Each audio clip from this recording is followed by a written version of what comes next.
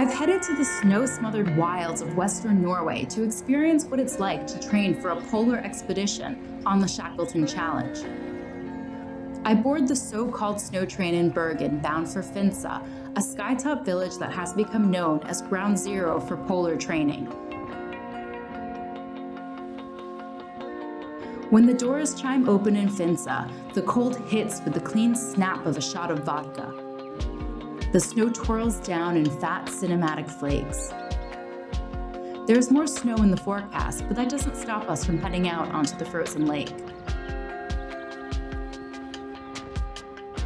Out in the elements, Shackleton's team of modern-day polar expeditioners teach me how to ski tour and how to pull a pulk. Over a century ago, the titans of the heroic age of polar exploration, including Shackleton, Amundsen, and Scott, all trained here before embarking for Antarctica.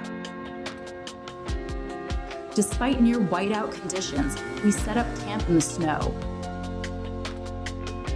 From the inside of the candy-red polar-grade tent, we wolf down freeze-dried dinners out of steamy mugs and sleep, or at least try to sleep, through a blizzard.